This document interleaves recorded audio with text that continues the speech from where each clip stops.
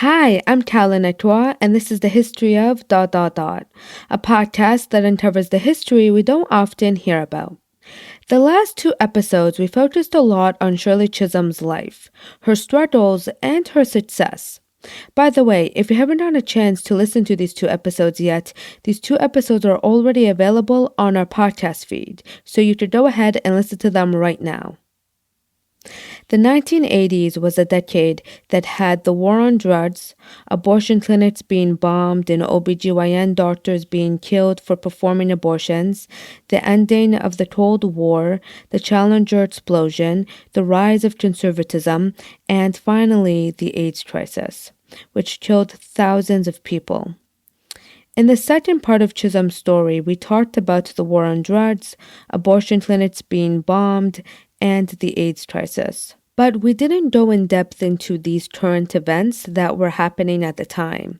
However, this bonus episode we go in depth into one of these events that I mentioned that was really the center of that decade, the AIDS crisis. When you think about the 80s and you think about that decade, the AIDS crisis would often come to mind. So I interviewed Jim Hobart. You may remember Jim. We had him on the second episode of Chisholm's Story. He is a filmmaker that directs and produces a lot of stories on the gay community. And he heads the Act Up Oral History Project. And I interviewed him about the AIDS crisis. We talked about the effects that the AIDS crisis had on the gay community and how AIDS activists and gay activists fought back. This was a really good interview, and I learned a lot about the AIDS crisis that I never learned before. So I decided to upload the entire interview to our feed so you can all listen to the interview. Now, this would not be like our typical setup. How the episode would be set up is that it's an interview episode between me and Jim, but we are going to play back some archival footage that we got permission to use from the documentary How to Survive a Plague, as well as add music in some parts, and there will be times where I will pop in and just clarify a few things for you, plus give you some statistics. Okay, let's start the show.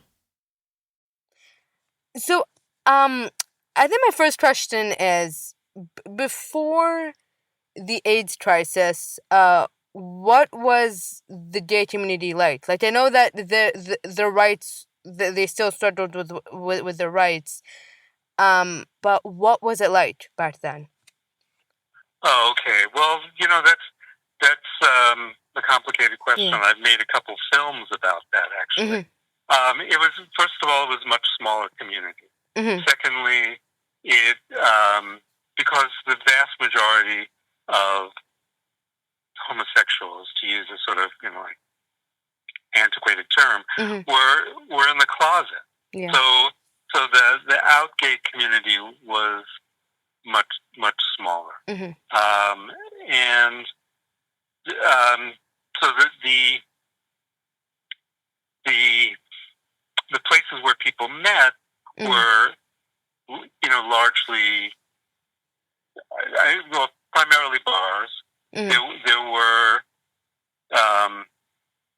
I don't know that there were any community centers. Well, that's not true. In the very early period, around 1970, the Gay Liberation Front had a firehouse. It was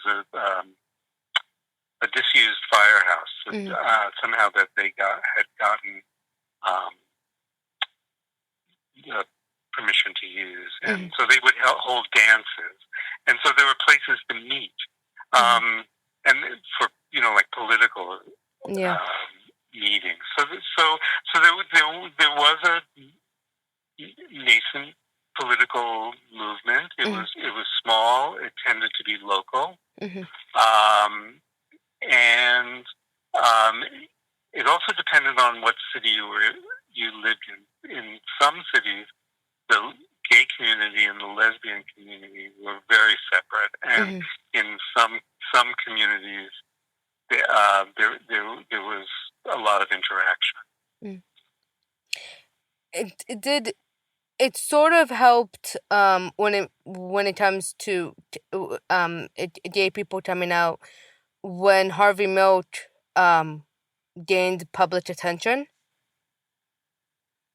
Yeah, that was very important. I mean, for instance, okay, there were these kind of there were a number of events that sparked increased interest in the movement, and of course, so the Gay Pride marches start in 1970, on the anniversary of the Stonewall Rebellion in June 1970, and they were very small community events. You know, the one in New York was probably the largest. It had a few thousand people. And then I was living in San Francisco in 1977. And one thing was,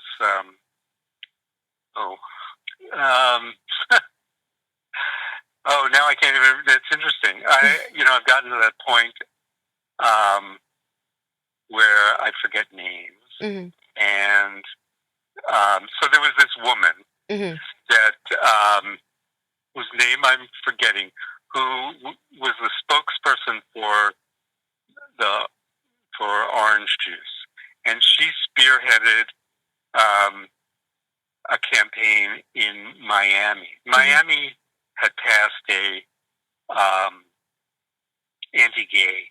No, I'm sorry. Miami had passed an anti-discrimination bill in 1977, and she created this organization called Save Our Children to try to get it reversed, which they did. And so that sparked a lot of political action. And then that was in 1977, and also just before the Gay Pride March, there was a guy who was brutally murdered in San Francisco, and so the march there took a huge leap. So suddenly, instead of a few thousand, there were tens of thousands of people, and similar things happened in New York. So that kind of political action was ongoing. There was the attempt to get a gay rights bill in New York, which took was first introduced in the early 1970s and wasn't passed until 1986. And of course, and the similar things were happening in Canada. Toronto, for instance, has a whole history of gay political activity, and also there was lesbian and gay journalism. I mean, the reason I'm saying that is because I'm thinking of Body Politic, which came out of Toronto. And you're in Toronto, right? Not Montreal, right? Yeah. You're in Toronto, yeah. So there's this whole, a whole history there. But this political movement was, it was even though they were always assimilationists, it tended to be a more radical politics because it was coming out of the working class. And,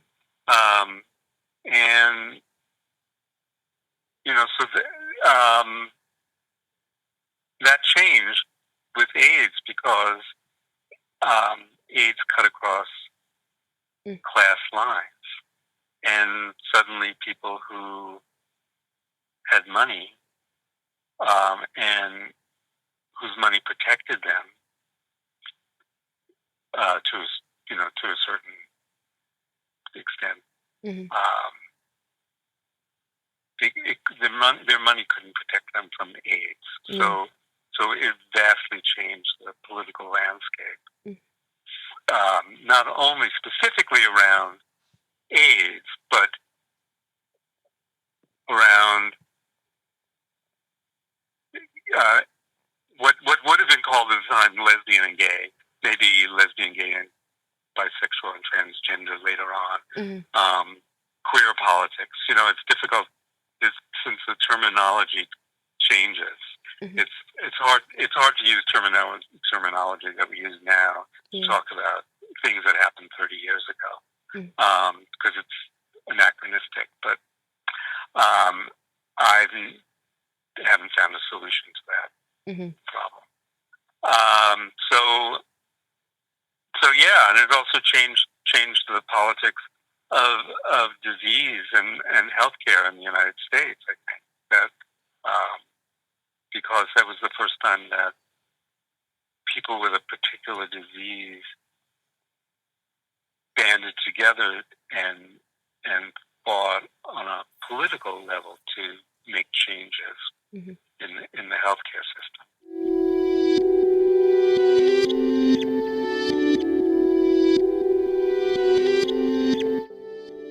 In the beginning, what drugs did we have? We had nothing. And the pneumonia could come on like that and be gone. And the person is dead.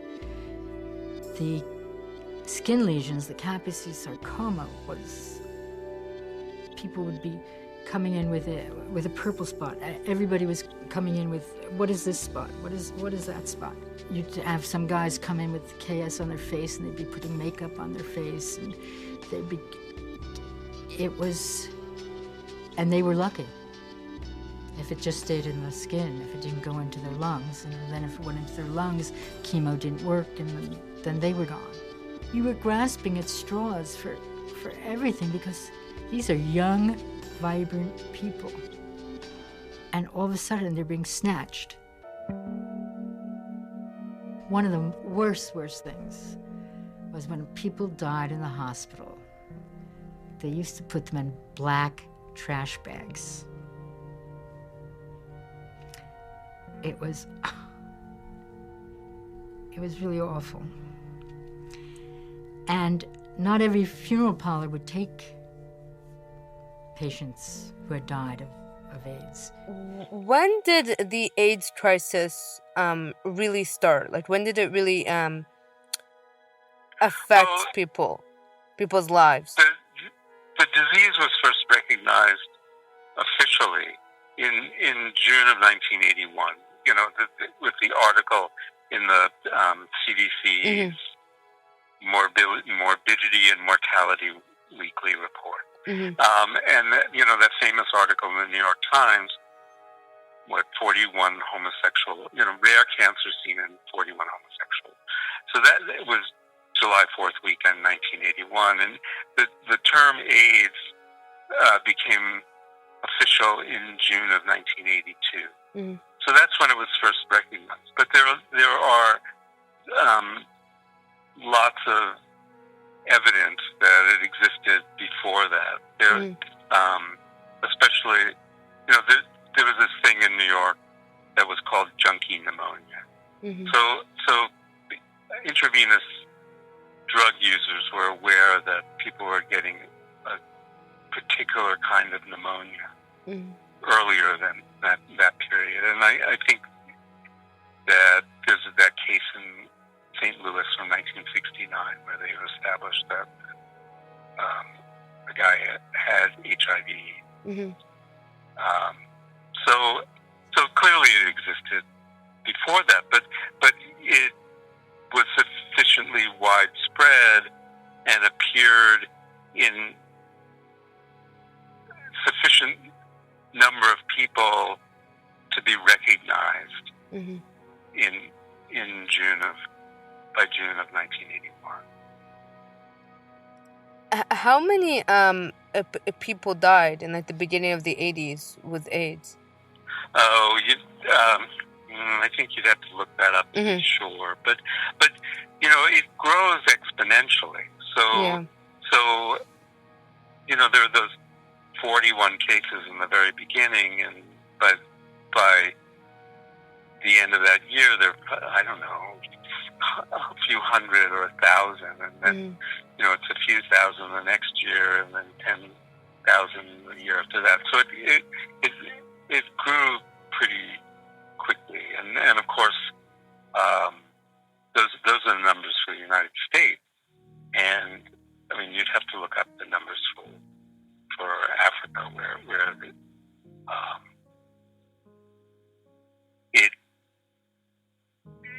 it began a little later, but the growth was so immense there and quick, that it largely overtook what was happening in the rest of the world.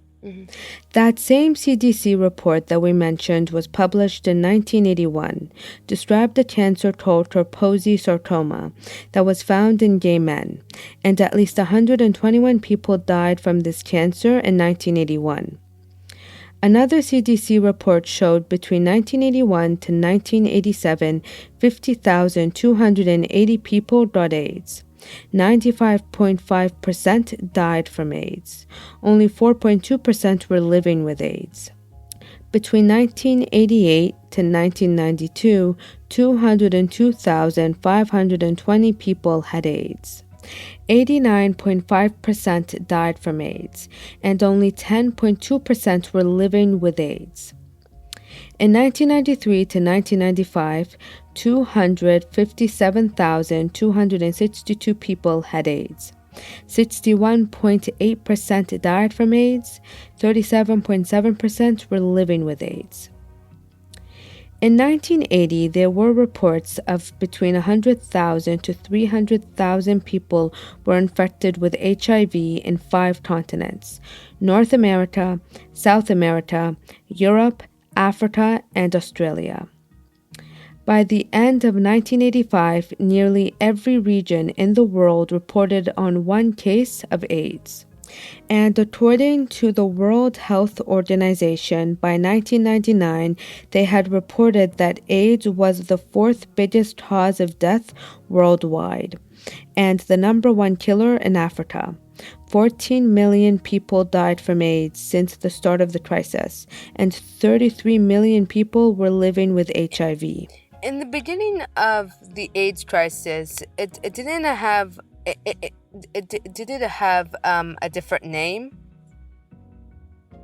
Yeah, there were several. It was loosely known as gay cancer. There was a short period where it was known as GRID, gay-related immunodeficiency. So there were other names, but what happened is that in the United States, at least, that there were 4 risk groups that were recognized very early on, known as the 4 H's. They were homosexuals, heroin addicts, hemophiliacs, and Haitians. And so quickly realized that it wasn't confined to gay men. And the Haitian one especially was, sort of a it was just very specific to the time, because it was recognized in a group of Haitian immigrants very early on, but that was just soon realized that that AIDS is a disease of poor people, and especially people of color. And that was the first recognition of that, even if it sounds strange 30 years later. How did the AIDS crisis affect the gay community? Well, ultimately, it was devastating and traumatizing, because so many people died. I mean,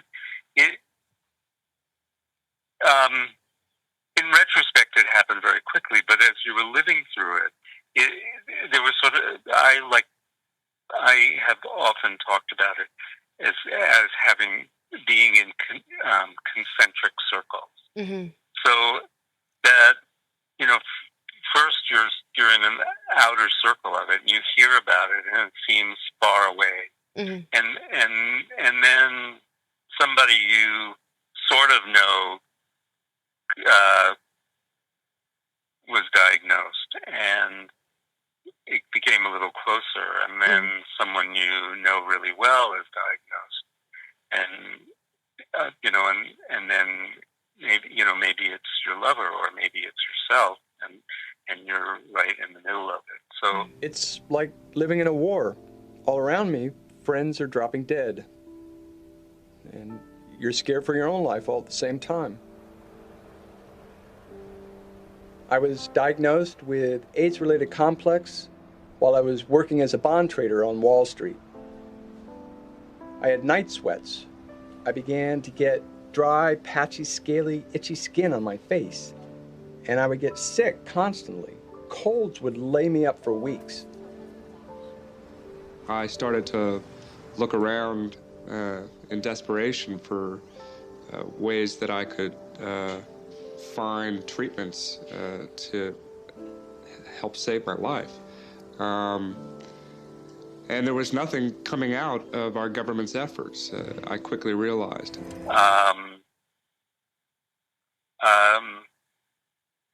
And the immediate problem for gay people in the U.S. was that the healthcare system wasn't providing the services.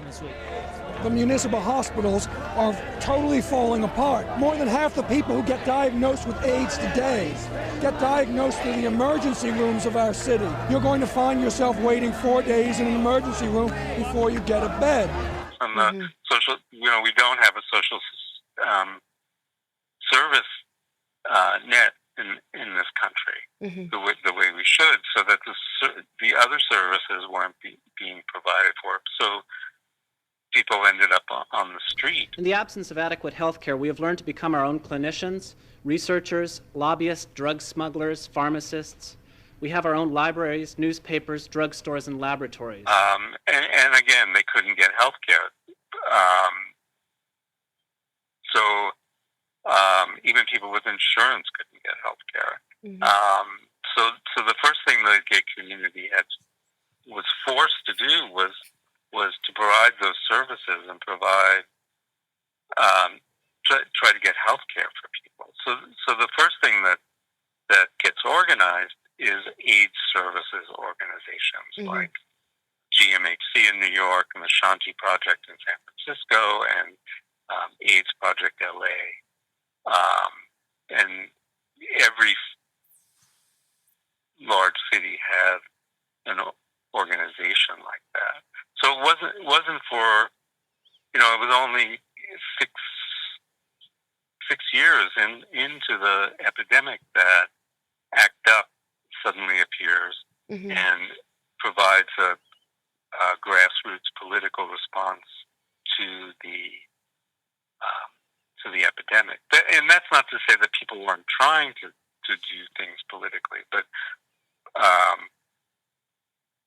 that critical mass wasn't there until March of 1987.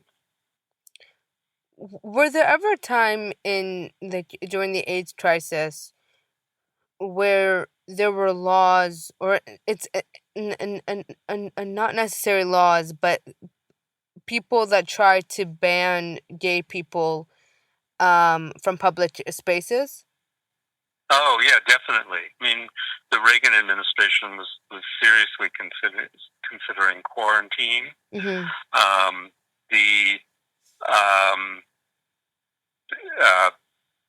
bathhouses were closed, and other sexual meeting places were closed in most major cities in the United States. So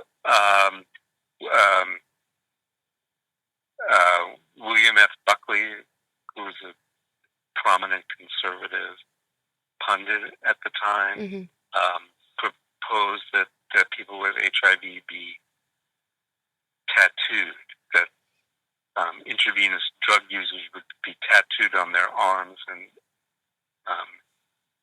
homosexuals would be tattooed on their asses, I guess. And so, the stigma starts right away. And in fact, the first use of Guantanamo as a detention center was for Haitian refugees who had HIV. In 1991, I think, maybe it was 92, I'm not sure.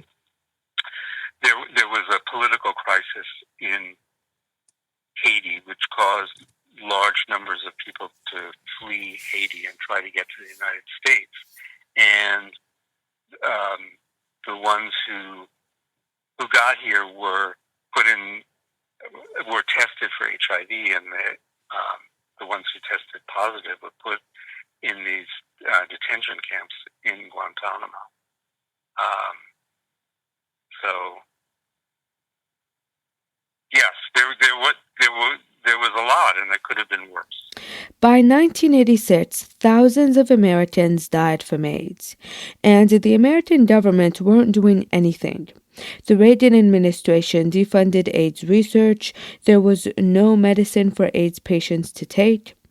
So gay activists and AIDS activists were angry. And also, I think because I was angry, I was very angry about the fact that my lover had died. I mean, I went through those early days of people, of the orderly leaving the food tray when he was in the couple of times that he was hospitalized on the floor outside his room, or the nurse putting on the spacesuit, to come in to talk to him.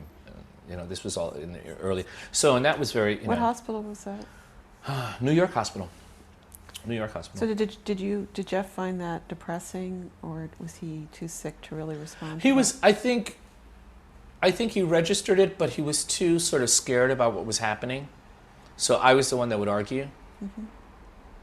So I was the one that would go out and make a scene in the hallway, like why are you putting the food on the What'd they say? floor, and they would give bullshit reasons like, oh, I'm sorry, and we shouldn't do that. We'll talk to the orderly and blah blah blah.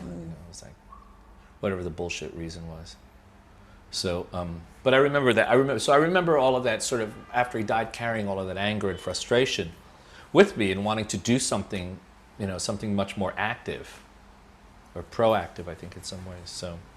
So that's what drew me to ACT UP. That's when a group of gay and AIDS activists organized the ACT UP organization. Welcome to ACT UP. We are the AIDS Coalition to Unleash Power, a diverse, nonpartisan group of individuals united in anger and committed to direct action to end the AIDS crisis. Less than 12 hours. In the past, you've described ACT UP as fascist, yet in the press release, you called them concerned citizens. And I was wondering what changed your mind. I don't think that you can't use both. Fascists can be concerned citizens. And I don't believe they are fascists. I think they have used a fascist tactic. AZT is not enough. Give us all the other stuff. It takes 9 months to test a drug in Europe, in Belgium, in France, in Germany, in England. We are not asking the FDA to release dangerous... We're from ACT UP New York. We're here basically to demand that you start to develop this drug as a potentially life-saving therapy for people with breast cancer and Kaposi Sarcoma. You already have the blood of several thousand people on your hands, and those of us like me who have Kaposi Sarcoma are going to die. When the ACT UP movement started, how many people were in the movement? That's not easy to quantify exactly because what was happening in New York, the meetings were every Monday, and pretty quickly 200 to 400 people would show up every Monday. And then there was one point where it got too large for that room, so it had to be moved to a room that sat 800 people. And the largest demonstration was probably the Stop the Church demonstration against the Cardinal, and the Archbishop of New York, and St. Patrick's Cathedral here, and that was about 7,000 people. So maybe 10,000, 20,000 people around the world were involved with ACT UP at some point. It's really hard to tell because there are no membership lists. There were phone trees, and the rule in New York was that you were asked not to vote on anything until you had attended 3 meetings. So that was the only designation of what made an ACT UP member. But the important point is that a relatively small number of people who are absolutely focused on the issue and what they want, what they need. A small group of people can change the world.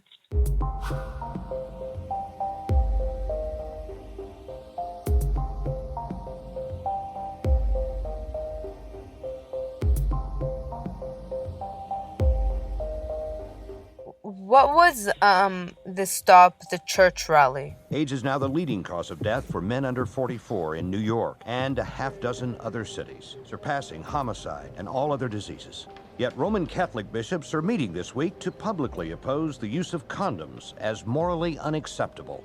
This puts them in direct opposition to U.S. public health policy. Oh, okay. So that took place in December 9th, I think.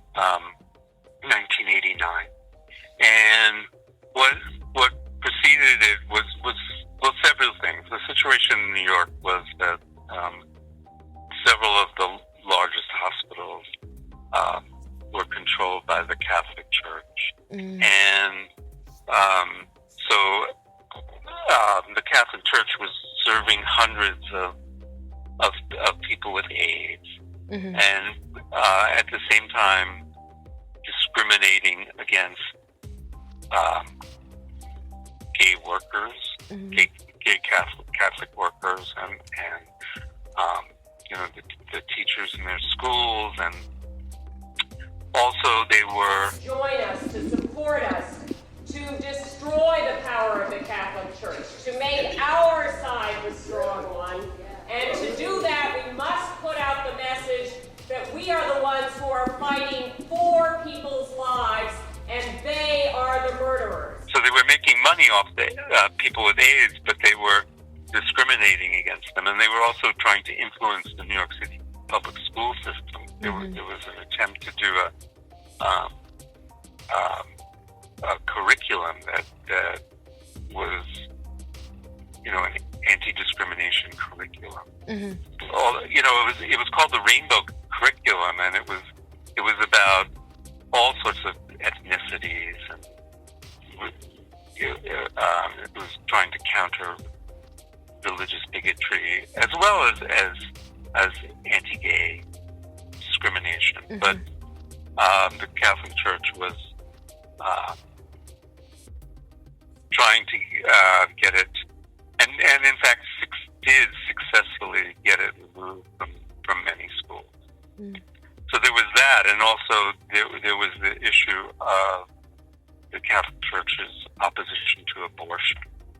So these two issues, it's very interesting that the abortion was the only outside issue that there was never any controversy about in ACT UP, because it's clear that these are two issues that have to do with control of one's own body. Yeah. And so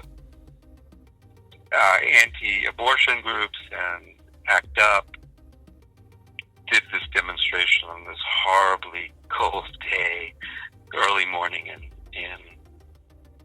December of 1989, and there was, as I said, there were about 7,000 people outside, and there were 100, 150 people inside who disrupted the mass.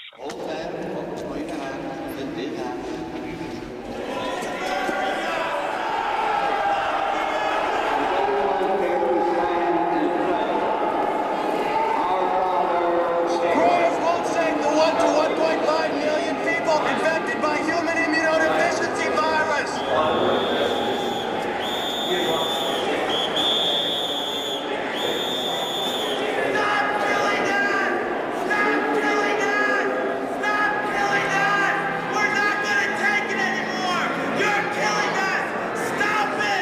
And that caused huge worldwide publicity, because people were so outraged that a mass was interrupted. But it really did change. It changed the relation. Certainly in New York City, it changed the relationship of the government of the Catholic Church, and it's never been the same. That the mayor of New York does not go and ask the Archbishop of New York, about issues pertaining to the government anymore. Certainly not in the way they did before that event.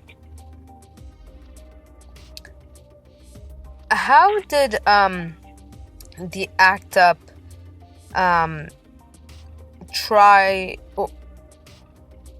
or even did change the opinions of politicians about AIDS? It tried to really fix the AIDS crisis. Well, I think that changing people's minds was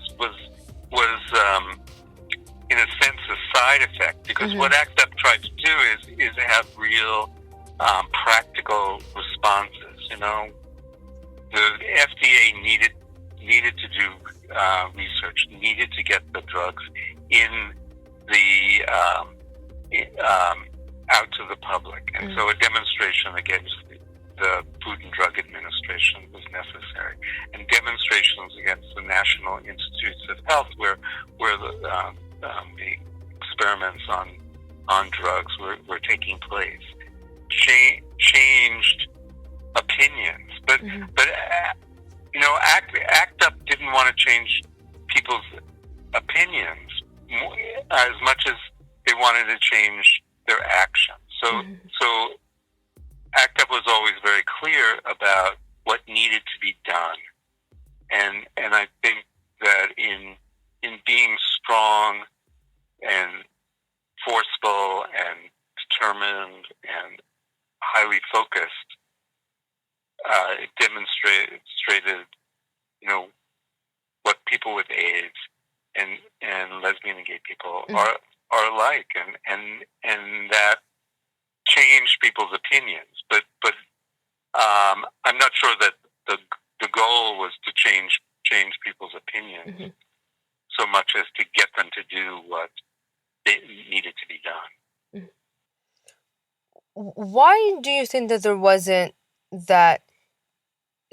wasn't any help, like that no one was willing to help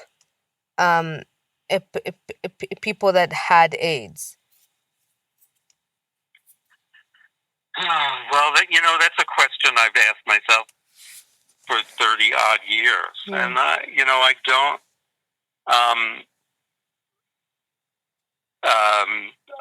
I'm not sure I have a satisfactory answer for myself, but a lot of it had to do with that the first people who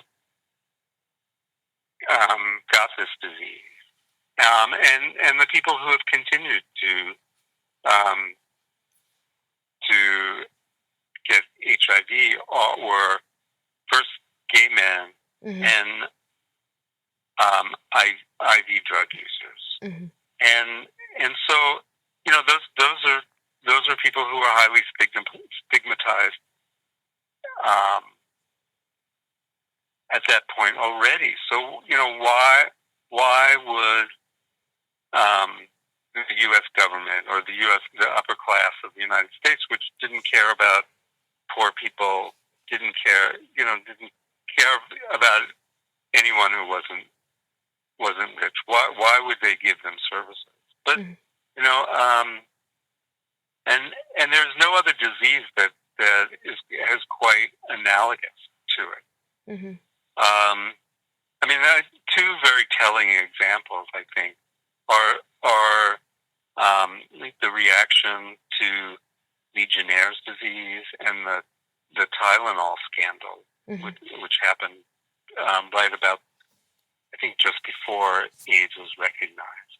So the Legionnaire's disease, there were only a handful of people in one hotel in Philadelphia who came down with this disease, but there was this massive effort, this is a whole national effort to figure out what was going on and deal with it. And the Tylenol scandal, only 7 people died And yet, there were dozens and dozens of articles on the front page of the New York Times dealing with this. And while they were completely ignoring AIDS and wouldn't even use the word gay at that point. So the mainstream media also bears a great responsibility for how AIDS was portrayed, and the actual, like the ethically abhorrent response to it. But if eventually there was treatment, like for AIDS, for people who suffered AIDS. Yes, so that the early drugs were actually really terrible, but in 1995, the what was known as the cocktail or HAART, highly active antiretroviral therapy, which is a combination of generally around three drugs, were introduced and became widely available starting in '96. Those drugs and the drugs that have succeeded them have control the virus in people who have access to the drugs. Now the biggest problem is who has access and how much these drugs cost, because they're outrageously expensive. In the United States, AIDS meds can cost $30,000-$40,000 a year.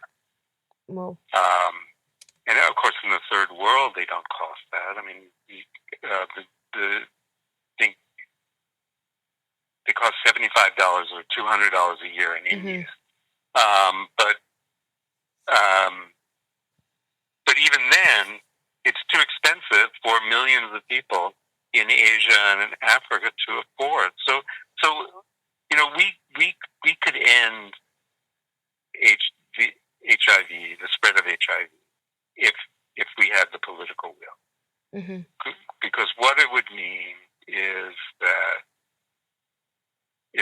if everyone with HIV got the meds that they needed, and if people at risk got the education, so either that they use condoms or have access to PrEP, then the spread of HIV could be stopped. But there still isn't the political will to do it. My final question is, looking back at the AIDS crisis now, what do you think about it? Like, what do you think about the AIDS crisis when you look at it now? Oh God, I don't think that I have a good answer to that, because AIDS as a crisis is over because politically, socially, we have a different attitude towards it. It's become part of the landscape. But having lived through the worst of the AIDS epidemic, and having so many friends who died, I feel like I'm still living in 1989. So it's really hard for me to answer that question. I mean, it was a horrible, traumatizing period that I know my cohort, my friends, will never get over. And we're still living through because in the United States, people don't get the services. People don't get tested, and they don't get meds, and they don't have health care. It's still the case. I mean, especially in the South, especially among people of color.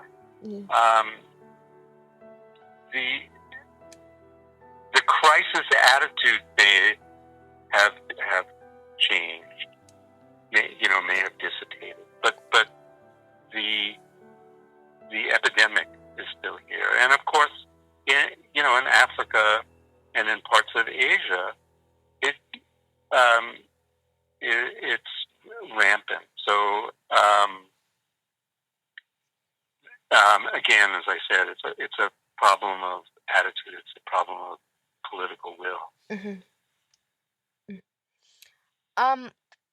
I wanted to ask you. I know that I said that was my last question, but You have another. It's okay. yeah, I wanted to ask you, and let me know if I'm being too personal. But did the AIDS crisis ever affect you or people that you know? Yes. Well, okay. I somehow managed to remain HIV negative through all of it. But an ex-lover of mine died. Dozens of friends of mine, hundreds of colleagues. I feel like my whole, I can't say my whole generation. I feel like there's this, a huge percentage of my generation is gone, and so, there's this huge rip in the fabric of my world I don't think that the lesbian and gay community has ever recovered from this. I think so it's a major political crisis and a major psychological trauma of my life, and which is why I've made 4 films about it, and worked for 15 years on the ACT UP Oral History Project to try to document it. Are you angry that no one did anything right away? Like, at least if they did, maybe. Oh yeah, no, the anger is incredible and residual, and surfaces every time I read something about it. Yeah, no, of course, it's impossible not to be angry about it because it was so blatant and so evil. Yeah.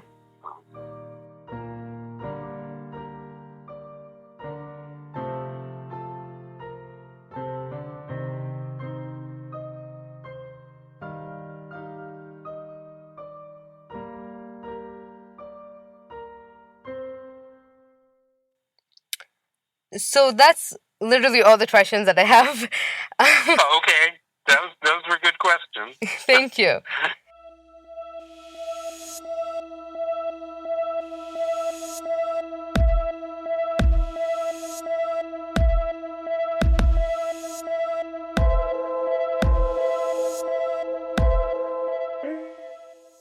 A huge thank you to Jim Halpert for taking the time to talk to me, and a huge thank you to David France, who gave me permission to use his documentary How to Survive a Plague. If you want to know more about the ACT UP movement or the AIDS crisis, on our show notes we have a link to the How to Survive a Plague documentary and the ACT UP Oral History Project. This episode was produced and edited by me, Taulanetua. Make sure to subscribe to the podcast on iTunes, SoundCloud, or Spotify. Also, rate and review the podcast on iTunes. Thank you so much for listening. Bye.